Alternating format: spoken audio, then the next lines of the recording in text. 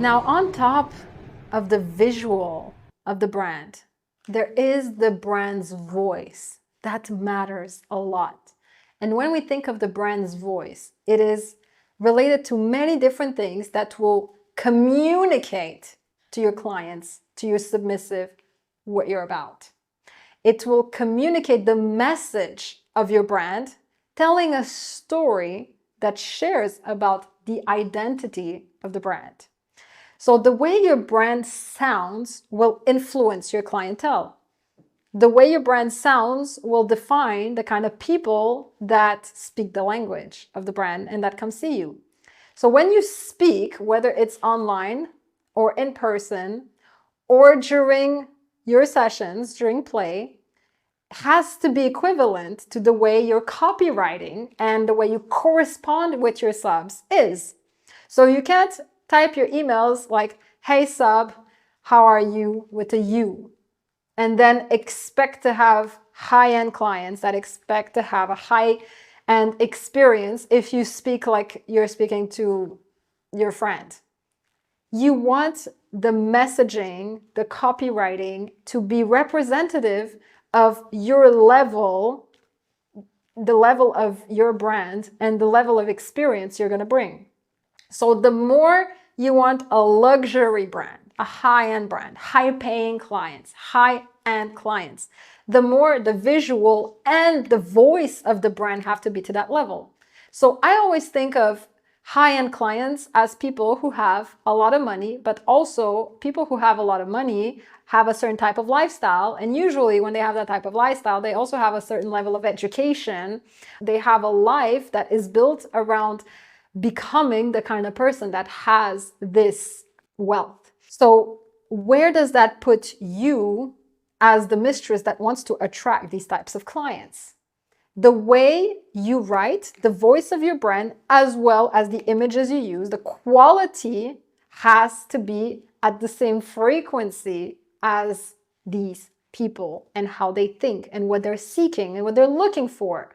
Because these people, when they come see you, they are shopping. They're thinking, which dom am I going to go see? So the way you're going to write your ad, for example, if you write your ad in the third person, Mistress Malissia is a dominatrix that is very seductive and she loves engaging with submissives that are particularly drawn to devotion. If I write to the third person, it creates a distance. Already there's a distance. Whereas if you say, I like submissives who you're directly speaking to them, they already have this contact with you. So that creates more proximity.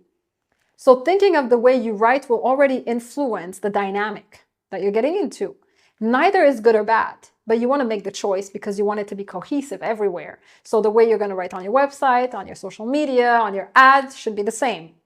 When you create that more distance, there will be a gap that people will maybe find you a little more mysterious. It's like, oh, this figure, this woman, it almost makes you mystical, less approachable, as opposed to the first person, which makes it more intimate.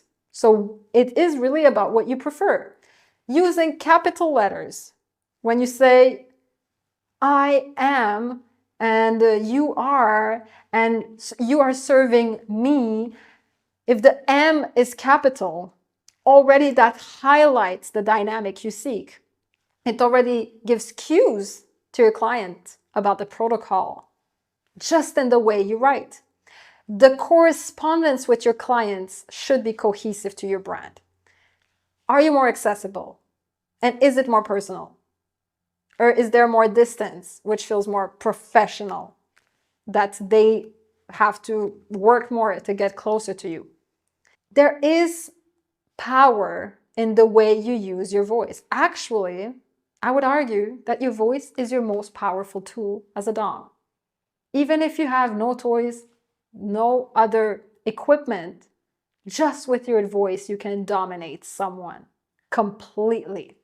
So how do you translate that? Through your brand, the voice of your brand. What do you want to say? What is your voice allowing you to share with the world? How is your voice impacting and influencing your clients, making them want to listen to you? This is how you're gonna be creating a world around the visual. The way you write addresses to them. This is your contact with them. Because when they see something, they will already want to stop to look more into it and eventually read what is attached to it. They will first be attracted by what they see, which is why we start with a high quality visual that is representative of the experience you want to be providing. But then what they read is the voice of the brand that is going to be telling them, communicating to them, do I want to experience this with her? So we can translate that into a first impression when you meet someone. When you meet someone, the first thing you see is them. You see them. And they can be very attractive. But the moment they open their mouth, you're like, oof, I don't want to speak with that person. Whereas there may be someone that speaks amazingly well, expresses themselves well, they have amazing ideas to convey and communicate, but if you're not attracted to them visually, or there's something, they have something between their teeth, or they're wearing something that you're like, oh, can't look at that, you're not even going to pay attention to what they have to say. So it's very important the way the brand is first visually presented, but also to be backed by the messaging, backed by what is being said. And that has to be cohesive throughout every platform, because it is not just the voice of your social media or of your ad, it's the voice of the brand, what the brand is known for. And if you think of big brands that have survived and thrived through centuries, the way we think about them, we have an idea of a visual, we have an idea of a message, of values, and also of how that brand sounds, how it speaks to their customers. So now that we are wrapping up this flight on branding, you have a clear idea of your brand identity and how to create it as an extension of your persona, how to translate that online through visual storytelling and through messaging that supports the brand identity.